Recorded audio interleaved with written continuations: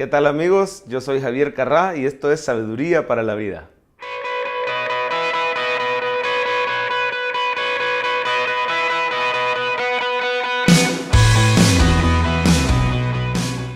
Bueno, recuerden, Sabiduría para la Vida es espacio para los que buscamos respuestas, guía y dirección de Dios a través de su palabra, la Biblia. Quiero aprovechar la ocasión para pedir las oraciones de cada uno de ustedes. A través de la tecnología, semana a semana estamos tratando de llevar esta pequeñita cápsula bíblica que nos ayuda en temas de interés, pero sin sus oraciones no es posible. Esto no lo queremos hacer en nuestras propias fuerzas o en nuestra propia sabiduría, sino en la sabiduría de Dios y el respaldo de su Santo Espíritu. Y hablando del Espíritu Santo, este día queremos tocar ese tema. ¿Cuáles son los verdaderos roles del Espíritu según las Escrituras? Muchas personas se preguntan si el Espíritu Santo es el que hace caer a la gente, es el que hace que la gente empiece a temblar en el piso, es solamente su rol llevar a cabo estas manifestaciones o supuestas manifestaciones del Espíritu, o será que el Espíritu Santo ha cesado ya de repartir algunos dones y de hacer milagros. ¿Será que ya no es para este tiempo algunos de esos dones milagrosos?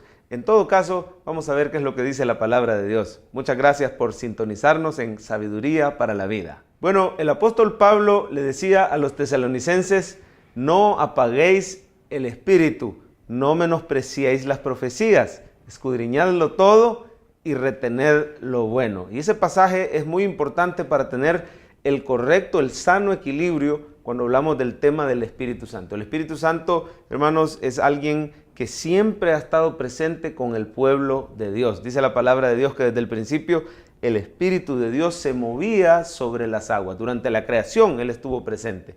Cuando el pueblo de Dios fue llamado, ¿verdad?, a través de Abraham o incluso desde antes de Abraham, ya el Espíritu de Dios andaba siempre respaldando, cuidando, guiando al pueblo de Dios, ¿verdad? Y sobre todo hoy, en época de la iglesia, es aún mayor la actividad del Espíritu. A partir de la venida plena del Espíritu en Pentecostés, cada creyente puede contar con la misma presencia de Dios en su ser. Dice la Biblia que los cristianos somos casa del Espíritu, somos templo y morada del Espíritu Santo. Así que el verdadero templo no es un edificio de paredes, el verdadero templo somos usted y yo, que hemos puesto nuestra fe en Jesucristo y el Espíritu ha hecho su morada en nosotros.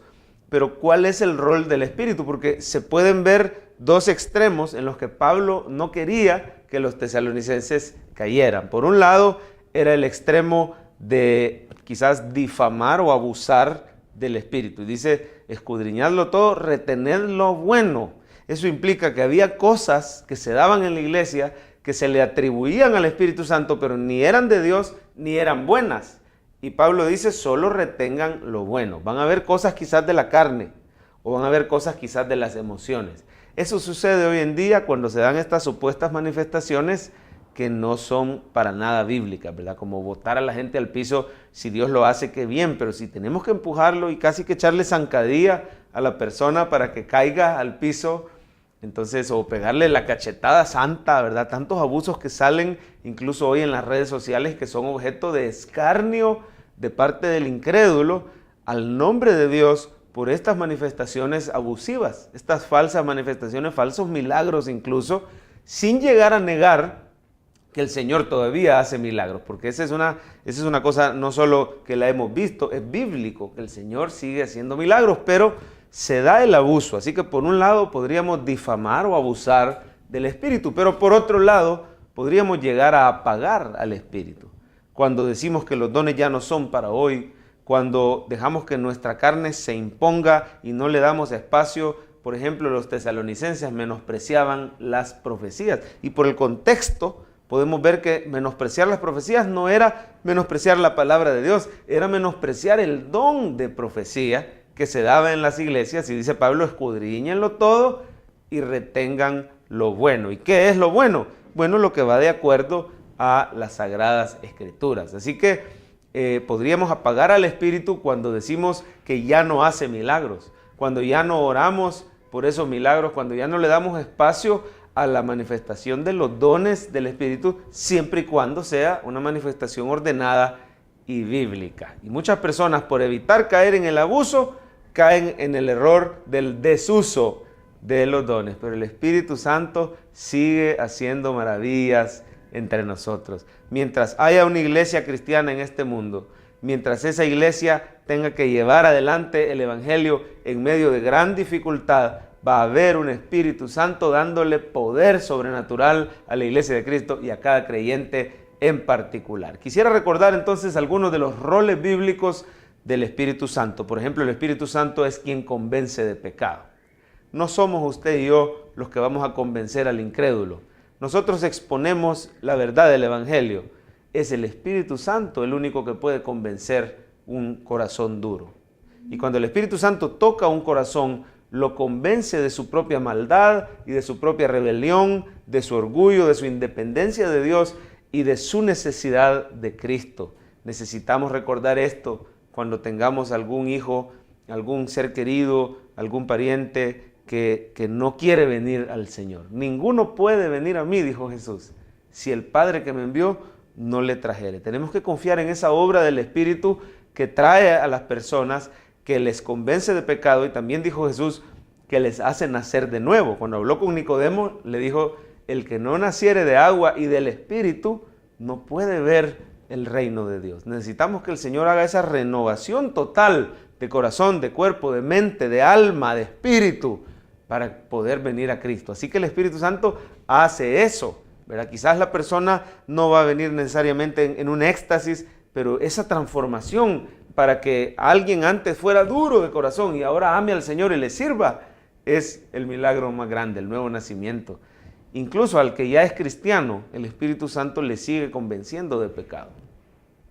Efesios 4:30 dice, no contristéis al Espíritu Santo de Dios con el cual fuisteis sellados para el día de la redención. Esa es otra obra del Espíritu, guardarnos para Cristo.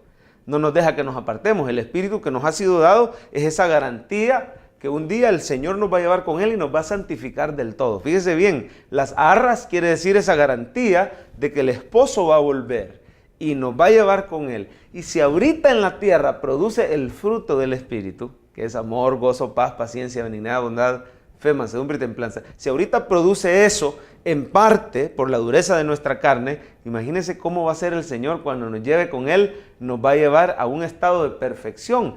El pecado va a ser por completo quitado, nos va a liberar de la presencia del pecado. Así que la cosa es así, Cristo nos libra de la culpa del pecado, el Espíritu Santo nos empieza a librar del poder del pecado y cuando nos lleve con el Señor nos va a librar de la presencia del pecado. Pero esa otra obra del Espíritu es muy importante, ¿verdad? Cuando nosotros somos contristados porque le hemos fallado y el Señor nos lleva la palabra y nos empieza a exhortar, a redarguir, como dice la Biblia, que la palabra es inspirada y útil para redarguirnos. Otra obra del Espíritu es darnos fortaleza y esperanza cuando estamos en tribulaciones. Pablo decía, no solo eso, también nos gloriamos en las tribulaciones, sabiendo que la tribulación produce paciencia, la paciencia prueba, la prueba esperanza y la esperanza no avergüenza. Y dice, porque el amor de Dios ha sido derramado en nuestros corazones por el Espíritu Santo que nos fue dado. Cuando usted pasa pruebas, no se termina de decaer del todo porque tiene al Espíritu.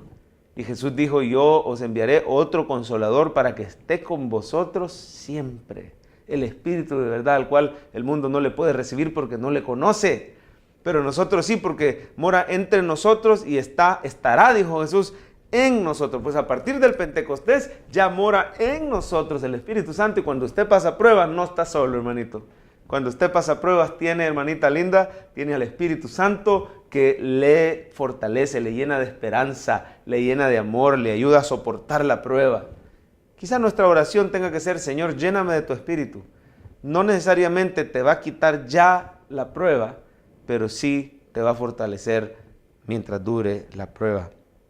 El Espíritu Santo nos enseña y nos recuerda la palabra.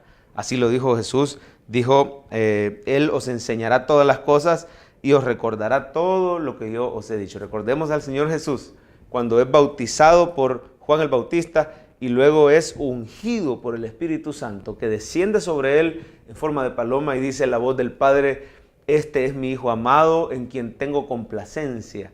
Una escena preciosa de la Trinidad, el Padre diciendo que Él es el Hijo amado y el Espíritu Santo viniendo sobre Él.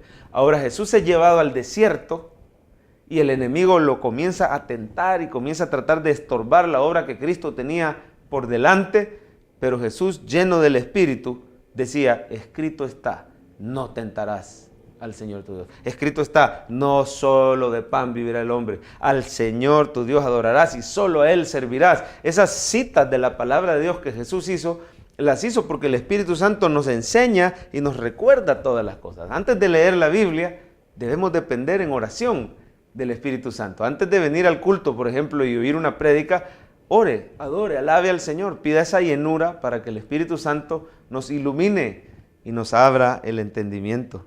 También el Espíritu da poder para testificar. Note, por favor, en todo eso que no estamos mencionando ni enfocándonos en ese rol emocional. El cristiano muchas veces anda detrás de las emociones. Quiero ver qué milagro va a hacer hoy Dios, pero milagros visibles como sanidades, como prodigios, ¿verdad? Quiero ver cuántas personas hablan en lenguas. Y los corintios tenían este problema en la iglesia primitiva, ¿verdad? Los corintios eran personas inmaduras en su fe que buscaban solo las manifestaciones de los dones emocionantes para poderse ellos gloriar con motivos egoístas, orgullosos, carnales. Pero el Señor quiere que maduremos en la fe como cristianos sin apagar el espíritu, pero que busquemos estos dones tan preciosos como el hablarle a otro de Jesús. Eso se requiere del poder de Dios. Así dijo Jesús a los discípulos, ustedes van a recibir poder cuando haya venido sobre ustedes el Espíritu Santo y me van a ser testigos.